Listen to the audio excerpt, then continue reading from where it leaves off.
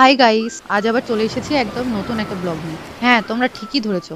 আজ আমরা কোনো রকম প্ল্যানিং ছাড়াই বেরিয়ে পড়েছিলাম বকখালির উদ্দেশ্যে। তো আমরা অনেক ভোরেই বেরিয়ে পড়েছিলাম, কিন্তু কিছু খেয়ে বেরোনো হয়নি, তাই একটু টিফিন করে নিয়েছিলাম। আমি চা বিস্কুট খেয়েছিলাম আর আমার বর খেয়েছিল মুড়ি মাখা। খাওয়া শেষ করে আবার গাড়িতে উঠে পড়লাম। রাস্তায় যেতে যেতে দেখো চারিদিকে শুধু সবুজ আর সবুজ ধান ক্ষেত। আমার কিন্তু এমন সবুজ ধান ক্ষেত দেখে যেতে ভীষণ ভালো লাগে। দেখতে দেখতে প্রায় চলে এলাম। আমরা হোটেল আগে থেকে বুক করে আসিনি, তাই এক একটা করে হোটেল দেখে দেখে যাচ্ছিলাম। প্রথমে যে হোটেলটা দেখলাম ভালোই ছিল, কিন্তু বিচ থেকে বেশ অনেকটা দূর হয়ে যাচ্ছিল, তাই ওটা বুক করিনি। এভাবে অনেকগুলো হোটেল দেখার পর আমরা এলাম আরেকটা হোটেলে। এটা বেশ বিচের কাছে। হোটেলটার নাম হলো আইকন হেরিটেজ বকখালি। এখানকার রুমগুলো বেশ ভালোই লেগেছিল। সামনে বড় বারান্দা ছিল, সি ফেসিংও ছিল, সুইমিং পুল ছিল, কিন্তু ওয়াইফাই দেওয়া রুমগুলো আমাদের বাজেটের বাইরে চলে যাচ্ছিল বলে আমরা চলে গেলাম পাশের হোটেল, হোটেল বিচ বাংলো। আমরা সেখানেই ছিলাম। এটা একদম সি বিচের সামনেই, দারুণ ভিউ পাওয়া যায়। দামের দিক থেকেও বাজেট ফ্রেন্ডলি। তোমরা যারা একবার বকখালিতে আসবে বলে ভাবছো, তোমরা অবশ্যই এই হোটেলটায় একবার আসতে পারো। এদের স্টাফদের বিহেভিয়ারও ভালো আর অ্যাম্বিয়েন্সটাও খুব সুন্দর। আশা করি তোমাদের ভালো লাগবে। এখানকার খাবারের কোয়ালিটিও খুব ভালো ছিল।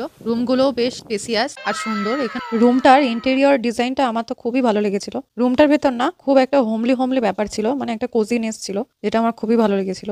এখানে দেখো একটা 2 সিটের সোফাও ছিল। প্রচন্ড টায়ার্ড হয়ে গেছিলাম। রুমে এসে আমরা আগে লাঞ্চ সারলাম, তারপর আলো থাকতে থাকতে বেরিয়ে পড়লাম সমুদ্রের ধারে। একটু পা ভেজাবো না তাই হয় নাকি? উফ, সমুদ্রের গর্জন, ঠান্ডা হাওয়া, ঢেউয়ের আওয়াজ সব মিলিয়ে মনটাই একেবারে ভরে যাচ্ছিল। জানো তো, আমাদের সবারই উচিত ব্যস্ততার ফাঁকে 1-2 দিনের ছোট কোনো ট্রিপ করে আসে। এতে মনটা ফুরফুরে হয়ে ওঠে আর শেষে কাজে আরো বেশি করে এনার্জি পাওয়া যায়। আমার সমুদ্র খুব ভালো লাগে। তোমাদের মধ্যে কার কার সমুদ্র ভালো লাগে কমেন্ট করে জানিও। দুপুরের পরে আবার সন্ধ্যায় বেরিয়ে পড়েছিলাম বকখালি সি বিচে একটু বসতে।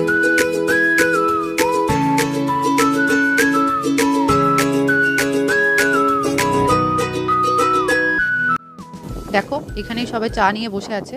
আমরাও তাই বসে পড়েছিলাম পাপড়ি চাট, আইসক্রিম আর চা নিয়ে। কিছুক্ষণ কাটিয়ে আবার রুমে ফিরে এসেছিলাম। আমাদের বকখালি ট্রিপ এখানেই শেষ নয়, কিন্তু পরের দিন আমরা কোথায় কোথায় ঘুরেছিলাম সেটা নেক্সট ব্লগে দেখতে পাবে। তো আজ তবে চলি। ভিডিওটা ভালো লাগলে লাইক, শেয়ার অ্যান্ড সাবস্ক্রাইব করতে ভুলো না কিন্তু। টাটা।